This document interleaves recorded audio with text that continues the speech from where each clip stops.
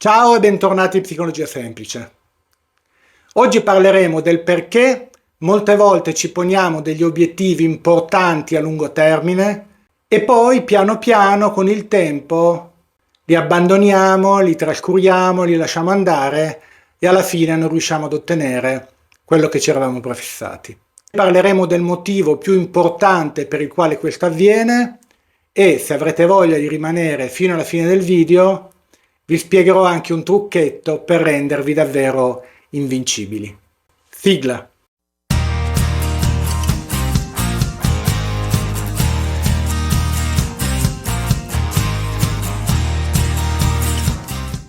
Bene, partiamo dicendo che ci sono sostanzialmente due spinte motivazionali forti. La prima è la paura e la seconda è il desiderio. Sono due forze che vanno nella direzione opposta, ma entrambe possono consentirci di raggiungere l'obiettivo. Io posso ad esempio smettere di fumare o di bere per paura di ammalarmi e se la paura è forte potrei assolutamente raggiungere questo obiettivo. Ma potrei allo stesso modo decidere di fare queste due cose con l'obiettivo di vivere a lungo, di avere una buona salute, di poter essere in forma per affrontare il mio futuro, le mie relazioni interpersonali e quindi in questo caso metterò in atto lo stesso comportamento ma spinto dal desiderio di qualcosa di positivo che riesco a vedere in futuro. Voi direte, in entrambi i casi raggiungiamo l'obiettivo. Certamente avete ragione, ma nel primo caso, se sarò guidato dalla paura, la mia vita sarà decisamente un inferno. Nel secondo caso, invece, sarà una piacevolissima avventura alla ricerca del benessere. Se sentite di essere motivati prevalentemente dalla paura, iniziate a fare un lavoro molto importante. Cercate di chiedervi qual è il desiderio che sta dietro alla paura. Avete paura di ingrassare? Vuol dire che desiderate avere una buona forma fisica. Avete paura di essere bocciati? Vuol dire che desiderate essere promossi. Ecco, iniziate proprio da qua. Cercate di mettere a fuoco qual è il desiderio associato alla paura che avete, perché è proprio sul desiderio che vi dovrete concentrare per rendere l'avventura del cambiamento qualcosa di piacevole ed entusiasmante. Ma vediamo di capire cos'è il desiderio. La parola desiderio fa riferimento al termine desum, che in latino significa mancanza, e l'energia del desiderio è proprio l'energia che ci serve per andare a colmare quella mancanza. Il desiderio infatti nasce dalla tensione che c'è tra quello che siamo e vorremmo essere o tra quello che abbiamo e quello che vorremmo avere. Bene, ora che avete messo a fuoco il desiderio, chiediamoci ora come mai non si riesca a mantenerlo nel tempo. Come mai si esaurisca? Bene, allora provate a immaginare il desiderio come se fosse un bene limitato, il liquido all'interno di una bottiglia. Sì, fate proprio così. Immaginate che sia qualcosa di limitato. Più bisogni abbiamo, più abbiamo delle mancanze. E più abbiamo delle mancanze, più abbiamo bisogno di desiderio per colmare queste mancanze. E così se abbiamo tanti bisogni e quindi tante mancanze, consumeremo la gran parte della nostra bottiglia del desiderio proprio per soddisfare quei bisogni. Capite che ce ne rimarrà ben poca. Non so se avete mai sentito parlare dei minimalisti. Queste persone sono soggetti che vivono veramente con poco o niente.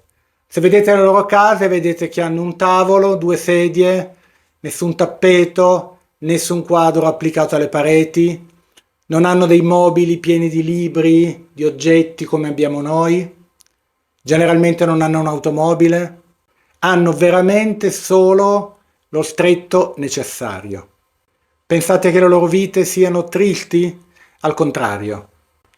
Loro risparmiano il desiderio, hanno pochissimi bisogni e tutto il desiderio risparmiato lo utilizzano per puntare diritto a quello che davvero può dare qualità alla loro vita.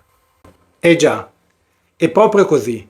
Più sono le cose di cui avete bisogno, più consumerete la vostra riserva di desiderio.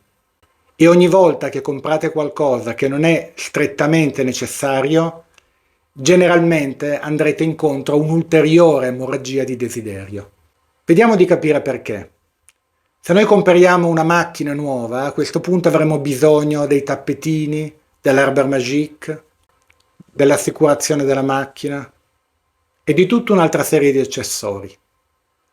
Se compriamo 20-40 maglioni, 30 paia di mutande, avremo bisogno di un armadio più grande.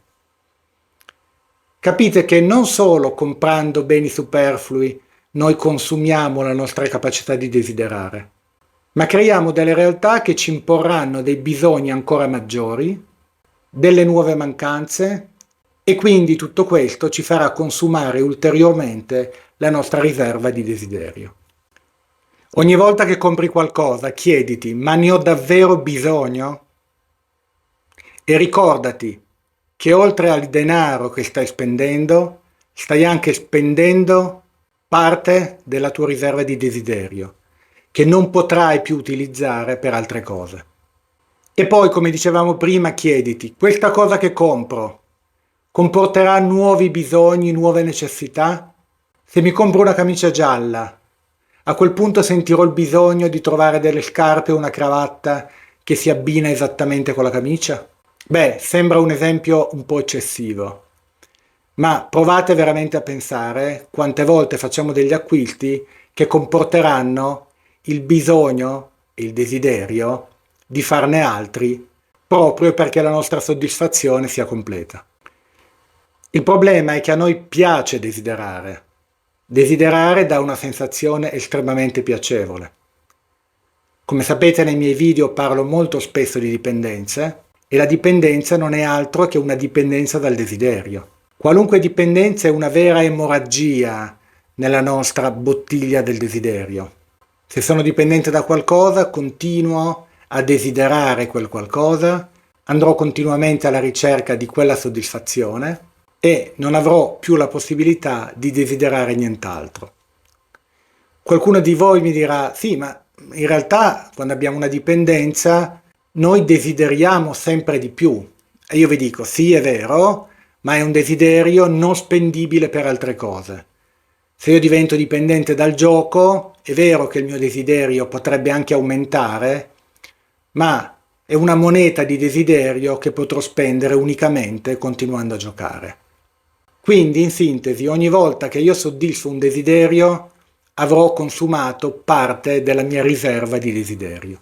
Se non sprechiamo questa energia di desiderio, ne avremo abbastanza per mantenere e portare avanti i nostri desideri più grandi e più importanti. Ora andiamo al trucco di cui vi ho parlato all'inizio del video, ma prima di dirvelo vi voglio ricordare di iscrivervi al canale se non l'avete fatto, di lasciare i vostri commenti, mettere un like se il video vi è piaciuto e aiutatemi a condividere questi video affinché il mio canale possa crescere e io possa mantenere la mia motivazione a produrre dei contenuti interessanti.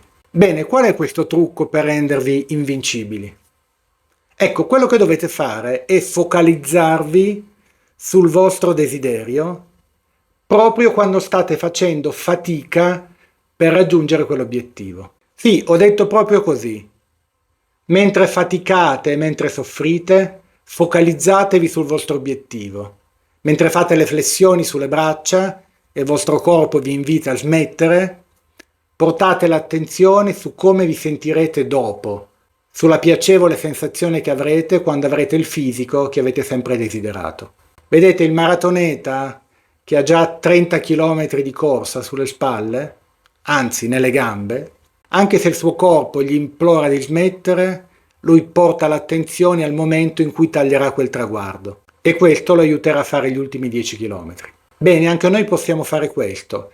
Se riusciamo a far sì che nel nostro cervello si crei un'associazione tra la fatica e il piacere dell'obiettivo da raggiungere, allora anche faticare, anche soffrire un po', diventerà qualcosa di estremamente piacevole. E a quel punto non vi fermerà più nessuno. Bene, per oggi abbiamo finito. Ricordatevi, non sprecate la vostra energia di desiderio in cose stupide, inutili, che non vi faranno diventare la persona che volete diventare. E se avete voglia di provare, associate i momenti di fatica e di sacrificio alla piacevole sensazione dell'obiettivo che potrete raggiungere. Vedrete che col tempo faticare diventerà un'esperienza molto più motivante e allora davvero non vi fermerà più nessuno. Ciao e ci vediamo al prossimo video.